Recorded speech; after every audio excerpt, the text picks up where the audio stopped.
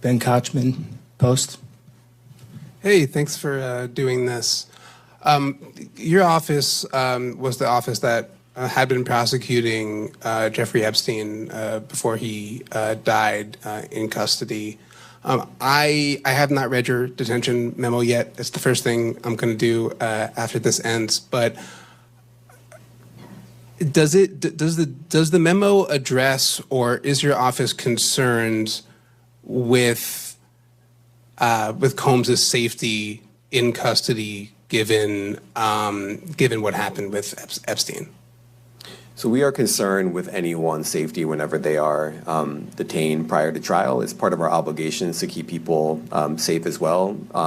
It's part of the criminal justice system. So, but I do not draw any sort of connection between Jeffrey Epstein's suicide and what may or may not happen to any other defendant while they are detained pre-trial. And of course, the decision whether to detain the defendant will be up to a judge.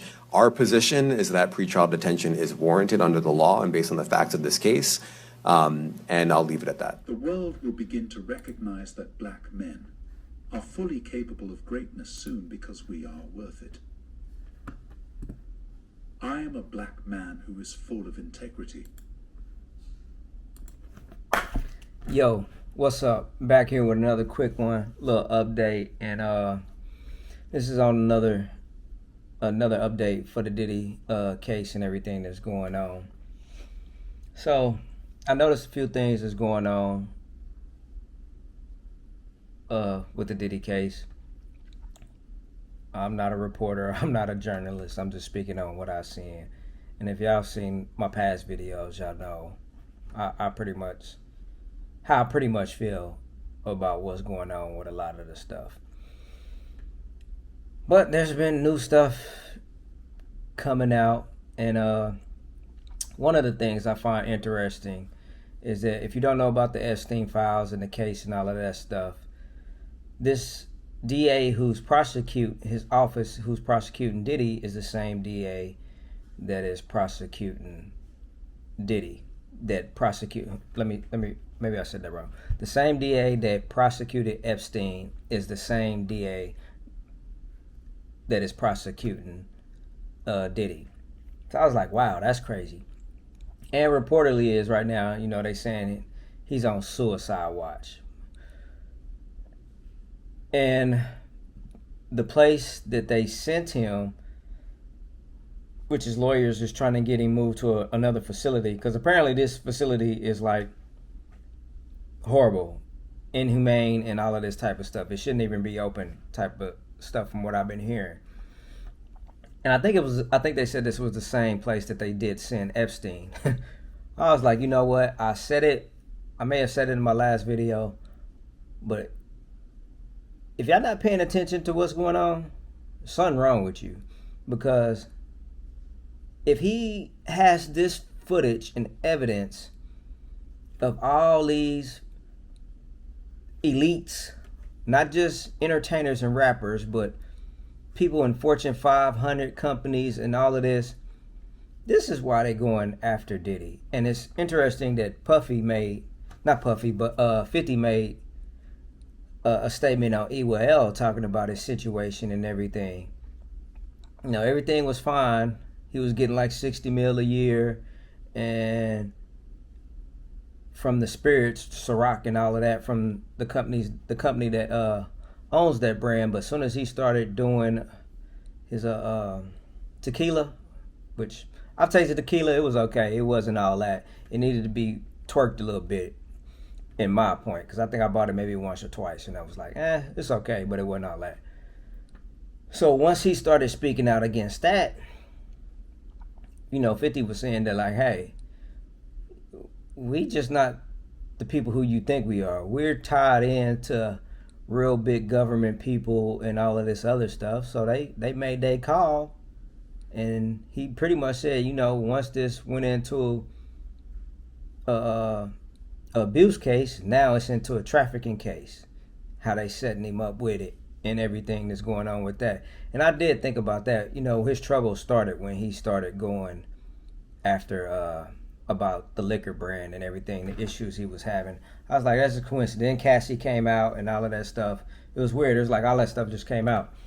But back to the place where they housing him at, they trying to get him out of there. And they said it's like the place where they detaining him at is it's a detaining center for inmates who are awaiting trial. Now they said it's been multiple murders and murders, suicides, whatever, at this place. So I'm thinking like, yeah, this ain't looking good for Diddy. And when a reporter asked the DA about do you think it's okay for him to be at this facility with everything going on? And what the DA said didn't give me no confidence, especially after finding out all this stuff about this place that they sending him. So me, in my mind, personally thinking, we gonna see. But I really don't want to put that out in the air. But I think multiple other people and sources that I've seen said the same thing. It's like he's not gonna make it. He was smart to get tapes and shit of everybody doing wild, crazy shit, and that's what I said. Hey, if you gonna play the game to the fullest, doing whatever shit is you doing, and you get everybody in pocket and under control. And I think when they found out that he got these tapes, that's really when shit went left, and they sent in the big dogs to get him. So we're going to see how this play out, but here's a little clip of the DA speaking on the situation and everything, which for me, shit's just not adding up. And I know people are like, well, if you're not a lawyer, I'm not, but I've watched enough to see what's going on. So, hey, I just want to share that with y'all, and y'all think about what y'all want to think on it. Oh, one other thing. I guess this really ain't, for me, ain't looking, well, the Cassie stuff, it wasn't looking good, but this now, Sean, there's a video with Sean speaking on it, and the reporters asked him about the situation and everything, which I've heard rumors before from, I guess there was another lady who was at the incident where the shooting happened in New York years ago with Sean, J-Lo, and everybody was at this party. The lady said Sean never did it, but Puffy paid off people. And I think this lady got hit, so she got shot or something during all of this, so she was trying to sue. And all this time about what he threatened her. I think he actually threatened her and all type of stuff. But Sean spoke on it with a couple of reporters were asking him in Belize about everything that's going on. And he was like, look, what he did to me was wrong. I've grown. I forgave him on what he did. But I've always pleaded my innocence. I was not the person shooting. That wasn't me. And I don't wish prison or jail on nobody, but hey, that's it. And basically said that, you know, when he was on trial, Puffy got his lawyers to basically put the blame on the Sean. And I'm like, wow, that's dirty. That's real dirty, just to save your own ass. I would think you would be like, hey, at least pay the man. Like, hey, take this L for me. I'm going to give you 10, a meal for every year. Maybe double that, 20 mil or some shit. A nice ass bag to take that L for me.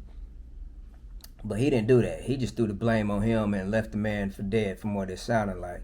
But Sean, the upstanding man he is, he forgave him. And, you know, they was trying to ask about why you did business with him or whatever. He was like, look, make no mistake that we're not friends. I'm not at Christmas dinners, Thanksgiving dinners, or none of that stuff. But when he came to me with a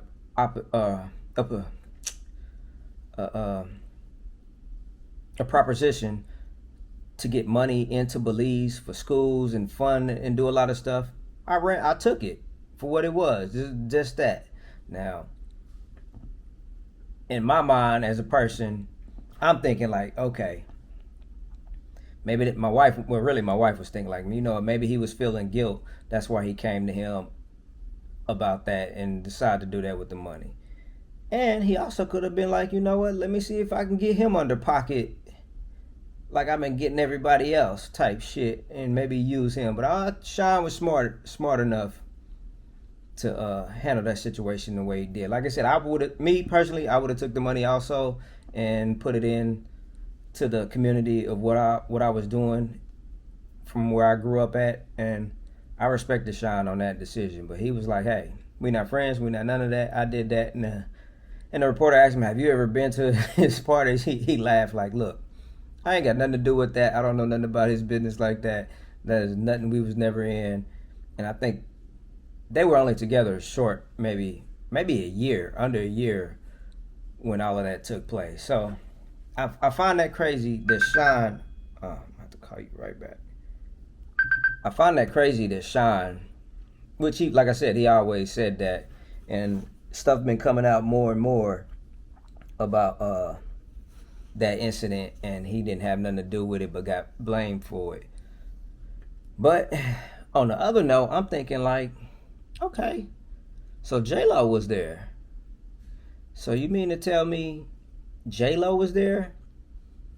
I'm thinking, I could be wrong, maybe she didn't see anything, but I'm thinking she knew what went down.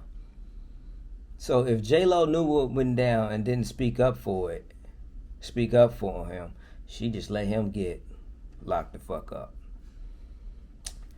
So hey, y'all tell me what y'all think on that. That's crazy. If she actually seen everything, knew that Sean didn't do it, and watched Diddy put the blame on him, maybe that's why she dipped after she saw how he was. She was like, you know what, I can't fuck with you like that. But I still think she should have spoke out and that shit if she seen it and was actually there and was right by the side when the shit went down. So hey, y'all tell me what y'all think on that, and y'all stay up to date with the Mo Style fam.